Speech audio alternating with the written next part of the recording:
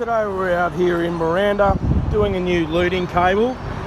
Customer had a damaged leading cable and NBN's come through to do his connection, and they've said that basically you can't have it because they've connected it up. But what we found is the leading cable was damaged, so today we're just hauling in a new one.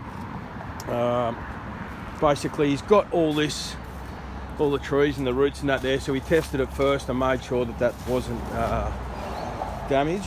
But as you can see, a little bit of digging here, we've got his leading cable to pop out the existing conduit, and then it's just going to go up to this box here which his internal cables in and connect up, and then he'll be ready for NBN.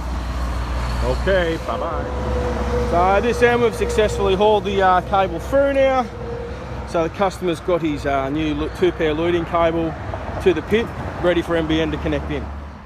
And the other end is here, ready to go. So as you can see here, the customer's existing internal cable was not very long. So we've joined our new leading cable to that and coiled that up inside the looker box here. Oh, there you go, look at that, it's just popped back up. Just ring back now and close that lid.